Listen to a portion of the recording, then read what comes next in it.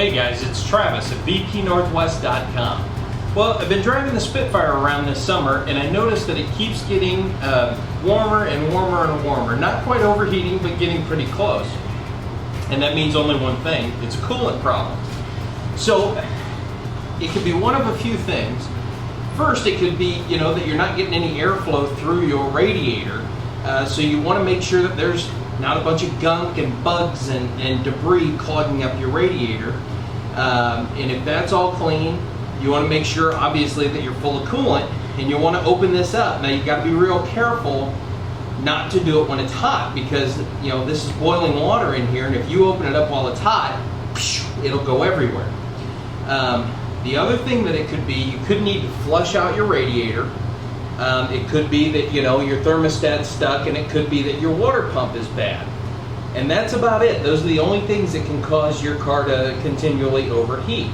Now, I know it's not my radiator thermostat because I just replaced it, about a year ago. So I know it's all good. So I know that it has to be my water pump. Now, the first thing you want to do is flush out your radiator, and it's real easy to do. You have to drain your coolant system no matter what. So I'll show you how to flush out your radiator. You take the hose off, basically you open this up, and you just put your hose in there and turn it on and let it flush out. The thermostat is real easy. It's 2 bolts. Pop that off. There's a little paper gasket, and you can kind of see that there, and it's real similar to the gasket you're going to see when we replace this water pump. And then there's just a little thermostat in there you just set in, and it's real easy to change as well.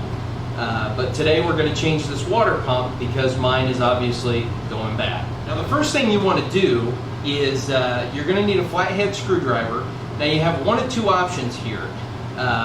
You either have, now my radiator is a newer type radiator, and it doesn't have a valve at the bottom. Now, here is an example of an older radiator that I took out of this last year that has a valve in the back, and you can just take a crescent wrench right along this valve on the bottom and crank it out and drain the system that way. I also like to drain mine into a nice clear container like this one, because what you do is you'll be able to take a look at the fluid and see if it's muddy or dirty, and that should give you an indication that you need to change your coolant because it's dirty, or flush your system.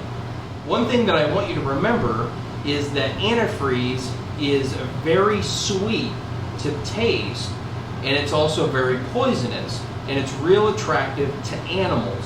So you want to make sure that your pets are out of the shop, out of the area that you're working on. You don't want to leave any of this lying around, because a little bit will kill them.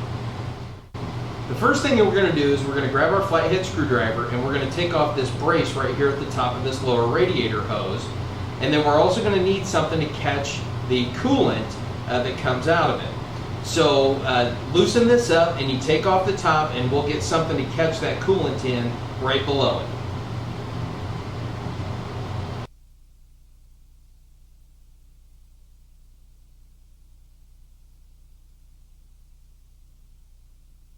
Okay, now that that's drained out, the next thing that you're going to want to do is you're going to want to take off the lower part of the hose and catch the rest of the fluid.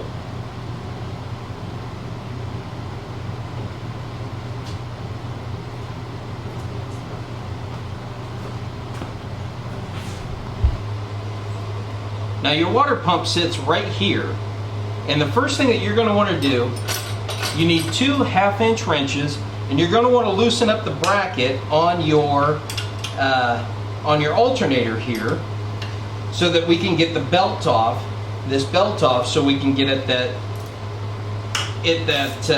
water pump. So you loosen that bolt up, then you just push it in, and it'll loosen that belt enough so we can get it off. The next thing you want to do is grab your 1/2-inch wrench, and you're going to want to take off these nuts right here.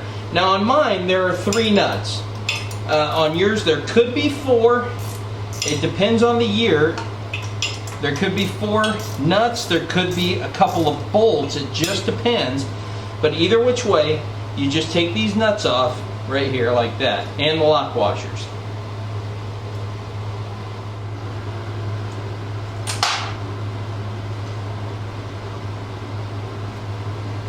Okay, the last thing I want to show you is if the whole stud comes out, it's no big deal. These are all threaded studs, so if the nut gets locked on there and it just goes in, that's fine too. Now I noticed that the last guy, he put in a rubber, kind of one of those paint-on gaskets in here, which is real common to see. So you're going to want to get a knife and just try and score that so it will come out a little easier.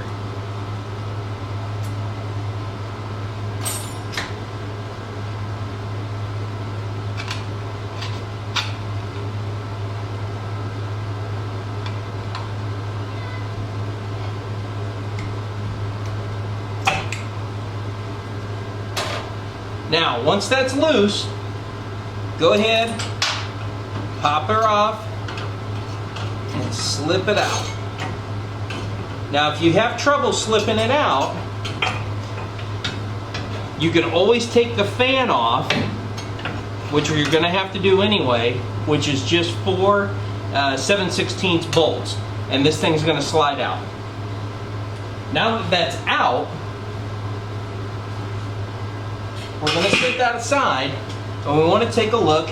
There's an old gasket here that we're going to take off, okay?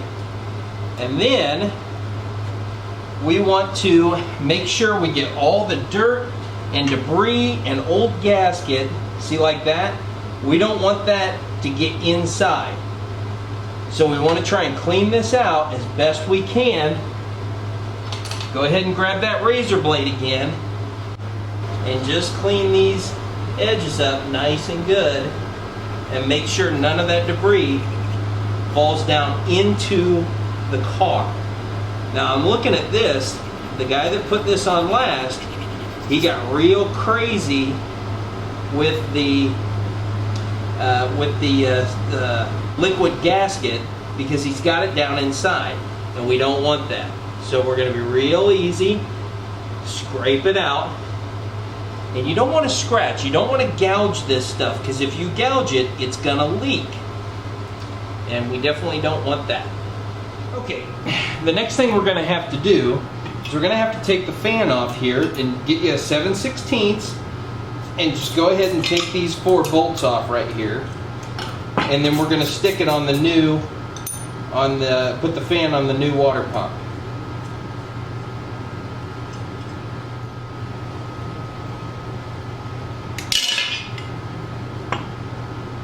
Alright, now you just take it, stick it on that new water pump just like that.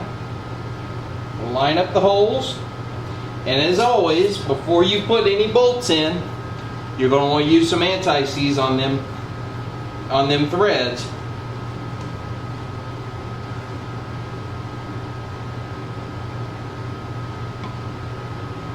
Not a lot, just a little bit.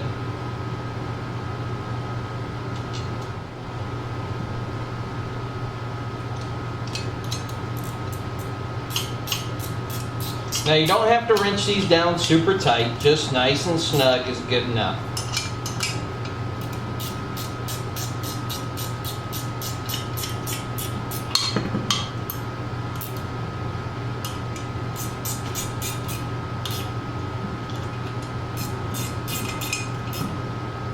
Okay, now we're going to put it back in just the way it came out.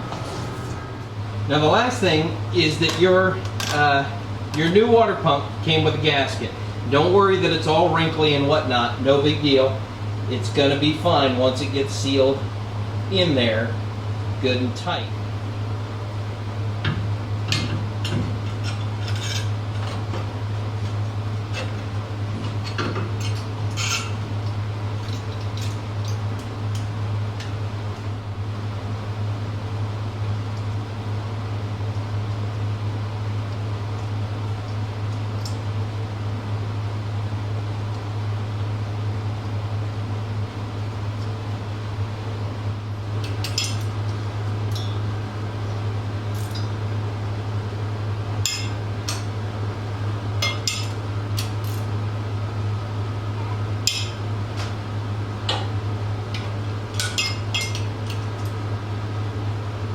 that's how you change out the water pump on your British car. It's really pretty easy to do, as well as flushing the coolant, and like I told you, how to change the thermostat. Very easy to do. One thing I do want to point out to you guys is these new water pumps have a tendency to weep. Not leak, but weep.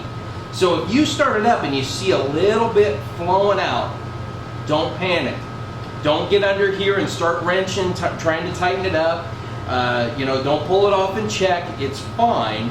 What you need to do is you need to drive the car, sometimes for a couple hundred miles, to get that sealed up right, because it needs to seat. So if it weeps, now if it leaks, if it's pouring out, something's wrong. If just a little bit's coming out, no big deal.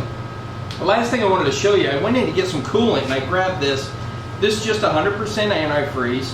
It was $15.95 for the gallon, which is pretty typical. I like to mix it with half with water, 50-50. But I saw this, and this is Prestone. They're pre-mixing this stuff, half water, half antifreeze. But it was $12.95 a gallon. So the only reason I bought this is I wanted to show it to you guys and let you know that if you use it, it's fine. I'm going to use it right now, topping it off. But why pay 13 bucks for half coolant, half water, when for $3 more you can get twice as much? So just wanted to point that out to you guys.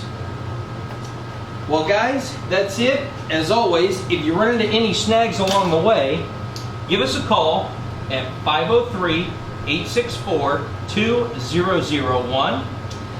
You can also email us at howto@bpnorthwest.com, and join us on Facebook. You can join us on YouTube. And if you have any other questions or any projects that you want to see us get down on film, just give us a holler. Thanks again for watching, guys. Enjoy the ride.